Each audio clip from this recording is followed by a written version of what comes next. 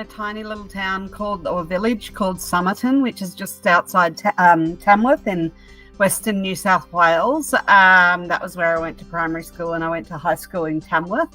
My favourite subject was visual arts, so painting, which is ultimately what I ended up studying at university. We grow saffron. Saffron's a spice that grows from a bulb, and it is used for lots of different things. Most people know that it's used for culinary, so for cooking. It's very prevalent in Middle Eastern, Indian, Spanish food, but it's also used now very widely medicinally. So for things like, it's clinically proven for things like ADHD, Alzheimer's, depression, macular degeneration. So we have a lot of customers who use it for that. And also saffron is used in the beauty industry. So anything that evens skin tone, it's incredibly high in antioxidants. So it calms the skin and is, very good for any type of irritation or scarring. A typical day of a saffron farmer is getting up fairly early. So the saffron comes up in the mornings very quickly. So we would go outside around 6:30 a.m., have a look at the paddock. Sometimes it looks like there's nothing there. And as soon as the sun comes over our hill in our paddock and touches the paddock, it comes up incredibly quickly. So it can look like nothing, and then you go out an hour later at, let's say, 7:30, and there might be 10,000 flowers up. So it's a very quick crop. So we go out, let's say 7:30, once the flowers have emerged, and we pick every single flower by hand. So down on our hands and knees, picking 10,000 flowers. The flowers die incredibly quick. So you only have a few hours to pick them. If you left them to, say, midday, they would be all wilted and no good. So we pick all the flowers by hand. 10,000 would take, probably 4 people 2 hours. And then we come inside and we very gently pull the flowers apart. And what we want is there's 3 little red stigmas inside the flower, and that's what saffron is. So we take those 3 little stigmas out, again, all by hand, and we dry them. We dry in ovens. Some saffron farmers dry in dehydrators, and we dry it, and then that's the end product. Yeah, look, it's an interesting question. Just worldwide saffron production has dropped 20% in the last couple of years because of global warming. So saffron really needs the cold, preferably below 5 degrees to flower. So the challenge is in Australia, obviously we're quite a warm climate. We grow in Orange in New South Wales, which is quite a cold climate. But in terms of how it's adapted to the Australian environment, I'm not too sure about that. But an example I can give is we bought corms, which is the bulb that saffron grows from. So saffron grows from a bulb. We bought corms from the Netherlands 3 years ago, and it has taken them 3 years to actually flower. And that's because they still thought they were in the Northern Hemisphere. So it's taken them 3 years to acclimatise and come to terms with Australia's seasons and switch their seasons around effectively.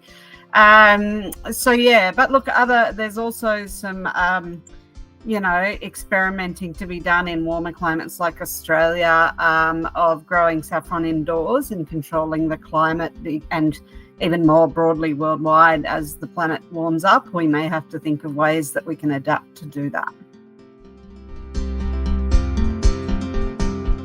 I don't think, unfortunately, the saffron industry is very unique, and it's one of the reasons saffron's so expensive, and that's usually the first question I get. And that is because everything is by hand. There's nothing done by machinery. Even the planting of the bulbs is by hand. Having said that, there's been a lot of experimentation, particularly in Europe, with trying to harvest saffron by vacuum with robotics. The robotics one I think is interesting. Maybe we'll get there in the next 10 years or something. It's just such a variable crop, so it's very challenging. And to date, no one's really come up with any technology that helps us as an industry either harvest or process saffron. So there's a big opportunity there for someone who discovers it. Probably that I became a saffron farmer. So I did visual arts at uni. I'm a painter. I also work in a totally different industry in financial services. And so, but I grew up on a farm, like a cattle and a sheep farm. So I always wanted to be back on the land, and I just found that I wanted to grow something different. And that's how, and then we came across saffron, and I had no knowledge of that. So I guess the biggest surprise is somehow through this crazy ride, I've become a saffron farmer. But within that, I guess the biggest surprise is that I run, my husband tends to run the outside, if you like, so the actual operations of the farm and the harvests, and I tend to run the marketing and the business side of things. And what surprised me is how much I love and how much I've come to do very well. I think the marketing side of the business, which, you know, as you can appreciate, as time goes on, the way we market now is through social media and all sorts of other online platforms. And so what I've loved and what surprised me is learning about that and I guess growing and adapting to new marketing environments, which I really enjoy.